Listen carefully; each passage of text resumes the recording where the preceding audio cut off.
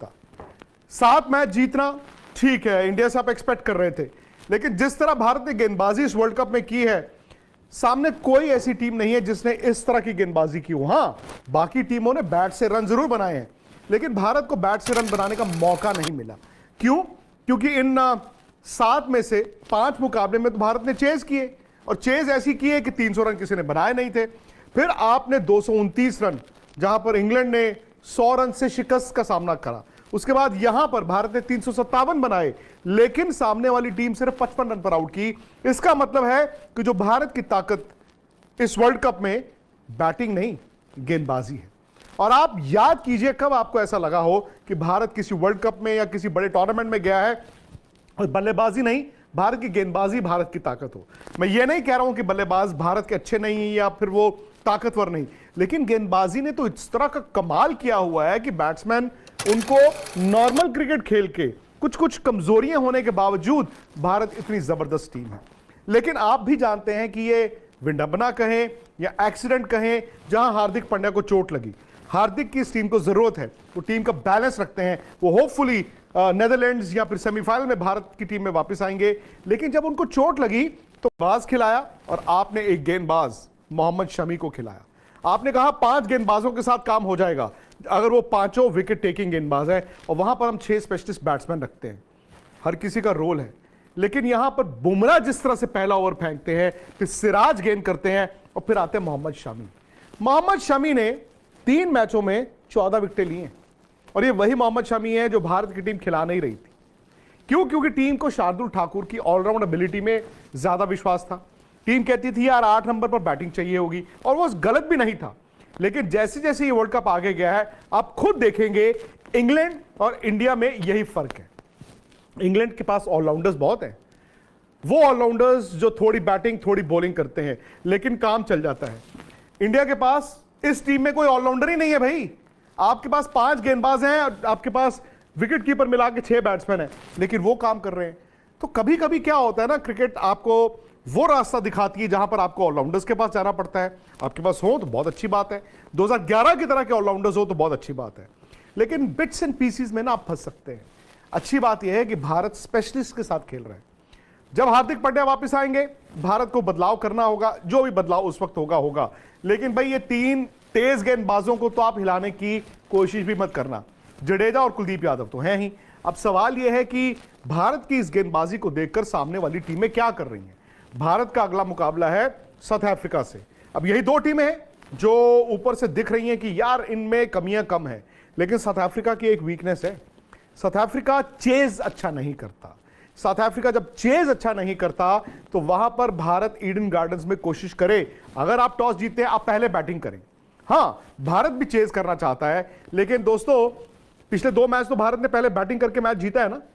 आप जाइए बैटिंग कीजिए, और फिर उसके बाद साउथ अफ्रीका को कहिए आइए आप चेज कीजिए।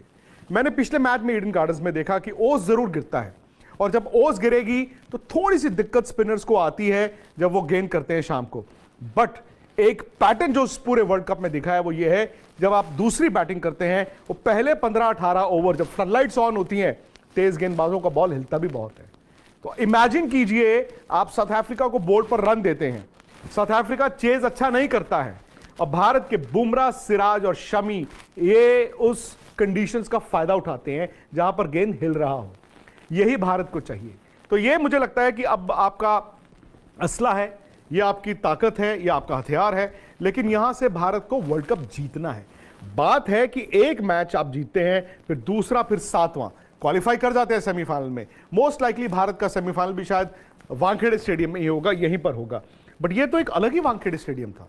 यहां जब भारत बैटिंग कर रहा था तो वही वानखेड़े 357 रन, जब भारत गेंदबाजी कर रहा था लग रहा है डरबन में गेंदबाजी कर रहा है। तो ये मुझे लगता है कि आपको समझना होगा कि भारत की टीम कंप्लीट है।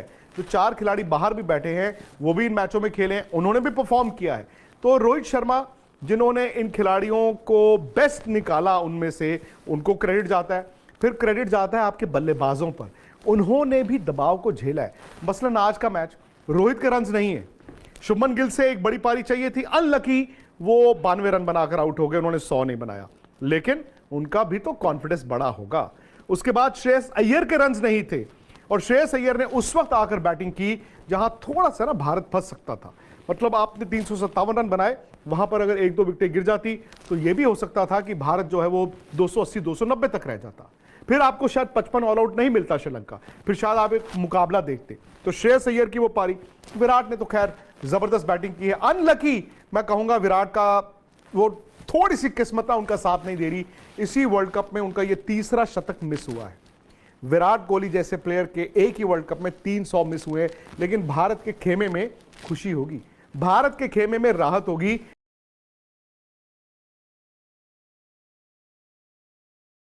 In the finals of Asia Cup as well, that probably could have been psychological problem to Sri Lankan batters and everything. Okay, they bowled beautifully. First of all, congratulations to India to qualify for the semi-finals of the World Cup 2023. Well done. What a performance by Team India. शुरू में break through भी मिल गया उनको, but उसके बावजूद the way they batted, 92 bye Gill, Virat Kohli got 88, 82 by Iyer, who played some magnificent shots in the end.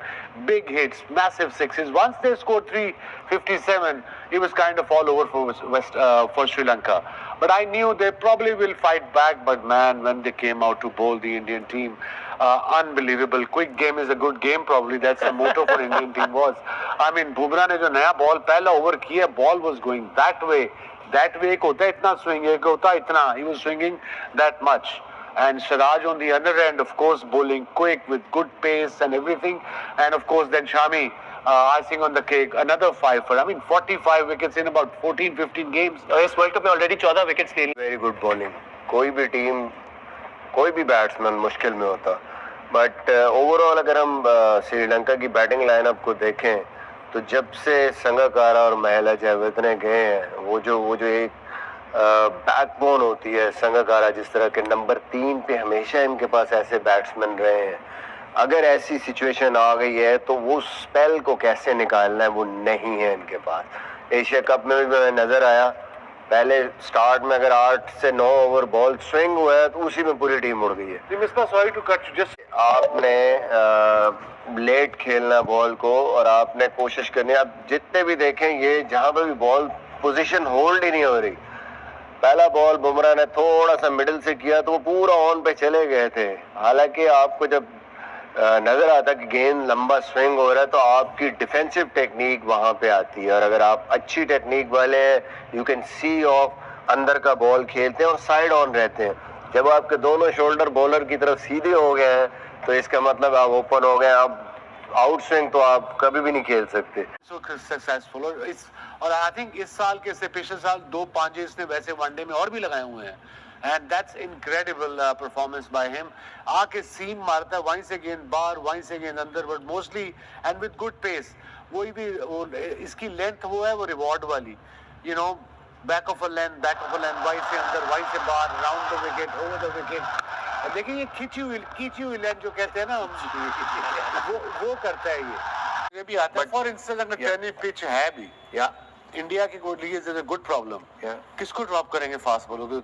All 3 of them bowling, but वो horses for courses वाली बात है कि यहाँ पे मे भी शायद अश्विन को लेके आए और शार्दुल को ड्रॉप कर सकते हैं। अदरवाइज शामी जिस तरह बॉलिंग कर रहे हैं, Bumrah with the new ball, तो मुझे नहीं लगता कि इसको ड्रॉप करेंगे।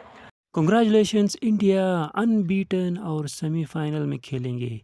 एशिया कप का रिकैप हो गया श्रीलंका के साथ। अरे ऐसे कोई खेलता है क्या मेहमान के साथ?